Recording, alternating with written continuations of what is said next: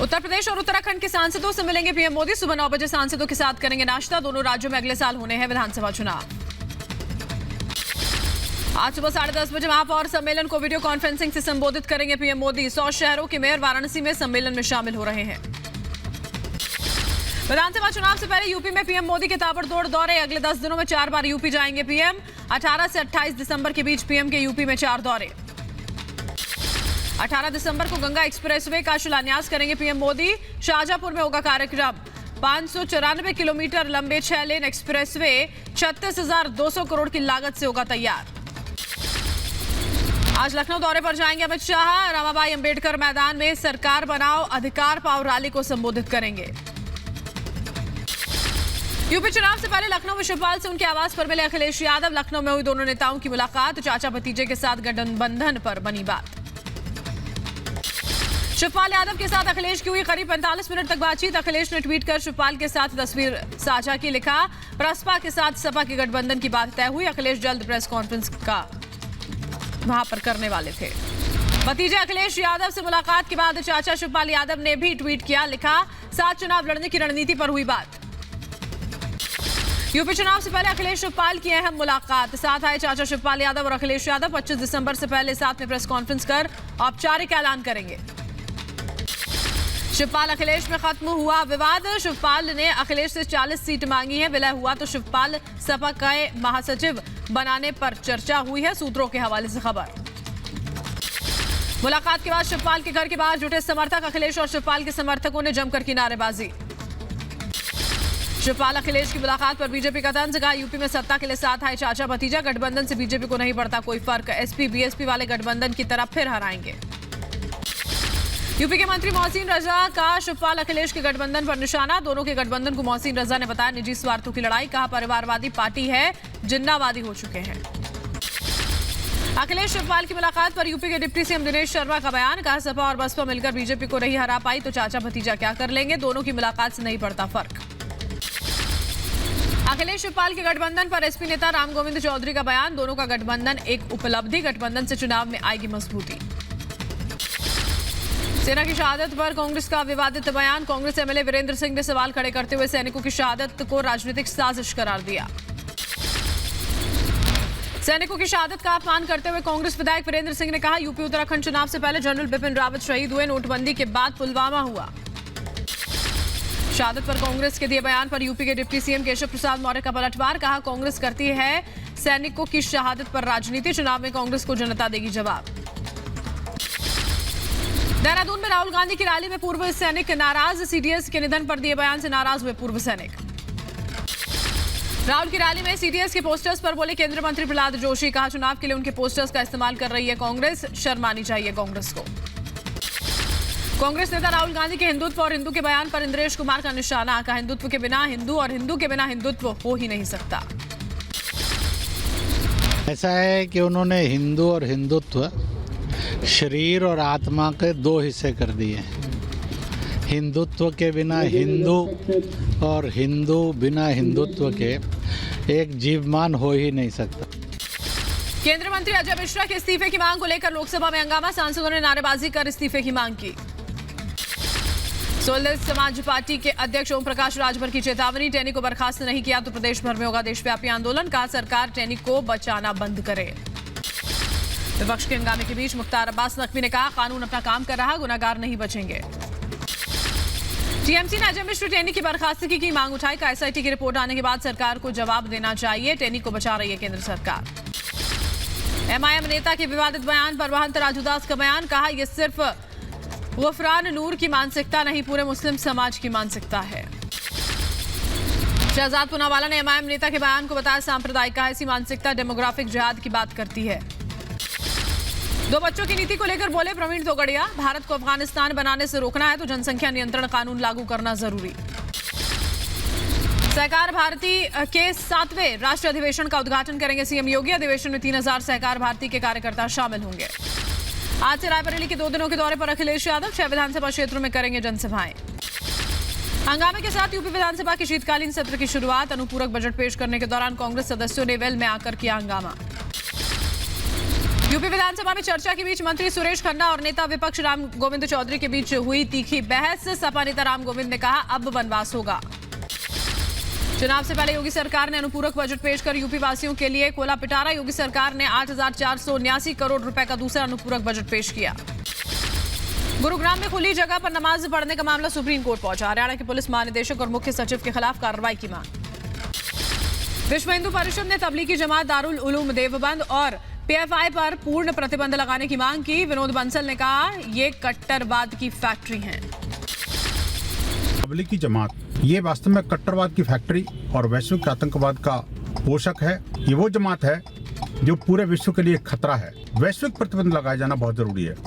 भारत सरकार को भी इस बारे में गंभीरता से शीघ्र निर्णय लेना चाहिए। 18 दिसंबर से गृह मंत्री अमित शाह का 2 दिवसीय महाराष्ट्र दौरा, कई कार्यक्रमों में शामिल होंगे। पंजाब के पूर्व सीएम प्रकाश सिंह बादल के गढ़ में अरविंद केजरीवाल की रैली। पंजाब के लंबी में सीएम चन्नी पर जमकर बरसे केजरीवाल। दिल्ली में बीजेपी के पंजाब प्रभारी गजेंद्र सिंह शेखावत से मिल सकते हैं कैप्टन अमरिंदर सिंह। विधानसभा चुनावों से पहले सीटों के बंटवारे पर हो सकती है चर्चा। पंजाब कांग्रेस में बड़ी टूट की खबर, कैप्टन अमरिंदर सिंह ने दिया इशारा। कैप्टन की पार्टी में कांग्रेस के 4 और अकाली दल के 6 नेता शामिल होंगे। चुनाव से पहले पंजाब कांग्रेस की बैठक, उम्मीदवारों पर चंडीगढ़ में सिद्धू और सीएम चन्नी होंगे शामिल। पंजाब चुनाव से पहले 27 मार्च को भंग होगी पंजाब विधानसभा। चुनाव आयोग ने पंजाब में राजनीतिक दलों के साथ की बैठक।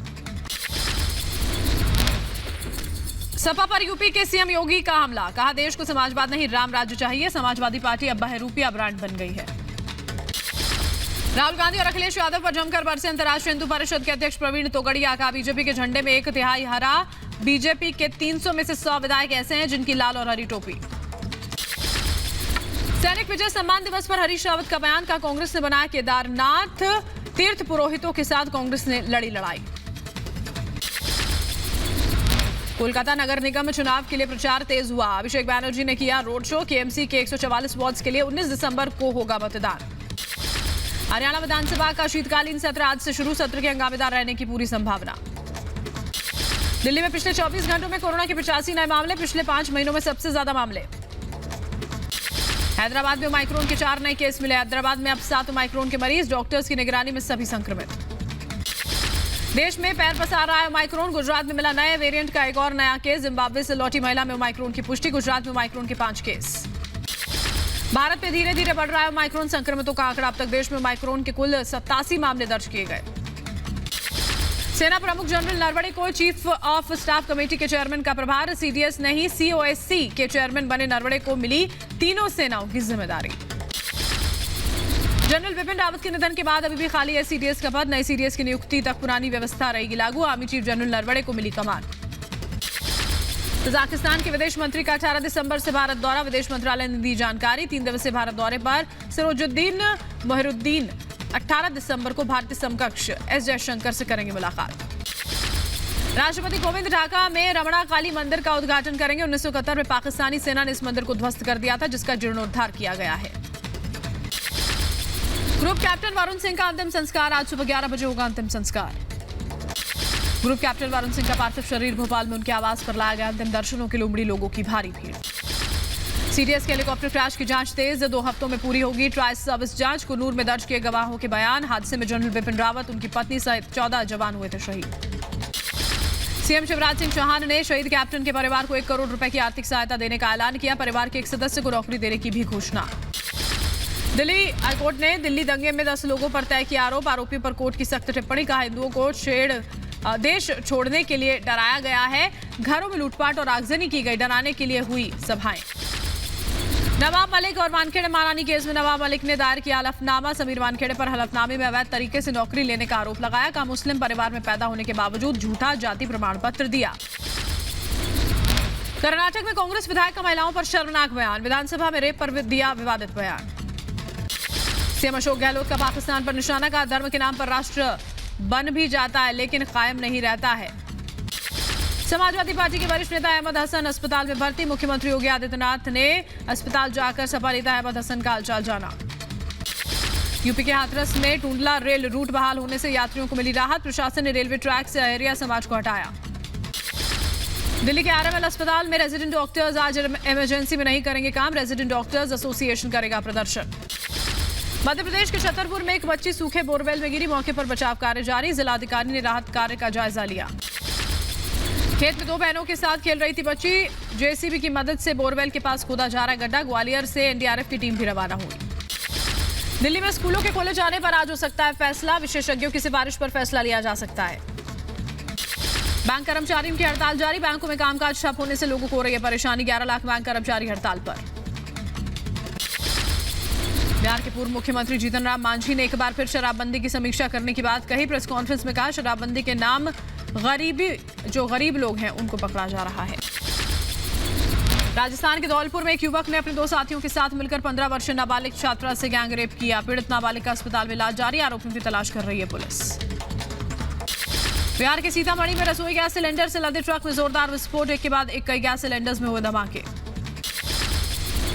प्रयागराज में पुरानी जमीन के विवाद में एक पक्ष ने दूसरे पक्ष पर लाठी डंडों से हमला किया। झड़प में राजेंद्र नाम के शख्स की मौत। इलाके में पुलिस बल तैनात। धर्म परिवर्तन के लिए लोगों को बहकाने का वीडियो वायरल हुआ। वायरल वीडियो को लेकर युवक की हुई पिटाई। सहारनपुर में पुलिस ने दंगा नियंत्रण का अभ्यास किया। 3 घंटों के अभ्यास में कई अधिकारी शामिल हुए। उत्तर प्रदेश के रायबरेली में बीजेपी के जिला उपाध्यक्ष मनीष सिंह पर दबंगों ने हमला किया। पुलिस ने दर्ज की शिकायत, जांच जारी। उत्तर प्रदेश के मुरादाबाद में लड़की के साथ छेड़छाड़ में आरोप में 3 लड़कों की पिटाई की गई। सोशल मीडिया पर वायरल हुआ वीडियो। बढ़ते हैं अगली खबर की ओर। ग्रेटर नोएडा वेस्ट बीच सड़क पर फायरिंग हुई। जन्मदिन मना रहे युवकों ने फायरिंग की। जनसाधारण एक्सप्रेस का चक्का जाम होने से ट्रेन के पहिए से निकला धुआं देख यात्रियों और रेलवे कर्मचारियों में मचा हड़कंप। गुजरात की केमिकल फैक्ट्री में जबरदस्त विस्फोट। बॉयलर फटने की वजह से हुआ हादसा। हरियाणा के रेवाड़ी में वेतन न मिलने पर टोल कर्मियों ने हड़ताल की। 5 महीने से टोल कर्मियों को नहीं मिला है वेतन। पाक फेडरल बोर्ड रेवेन्यू के पूर्व चेयरमैन का बड़ा कबूलनामा। शब्बार जैदी ने कहा, हम कहते हैं कि सब कुछ अच्छा है लेकिन ये गलत है। मेरे विचार से पाकिस्तान इस वक्त दिवालिया है। अफगानिस्तान पर पाकिस्तान का झूठ फिर बेनकाब हुआ। पंजशीर के पास देखे गए लश्कर के आतंकी। सोशल मीडिया पर वीडियो वायरल। आतंक पर पाकिस्तान फिर हुआ बेनकाब। अमेरिकी स्टेट ने रिपोर्ट में कहा, आतंक पर लगाम नहीं लगा रहा है पाकिस्तान।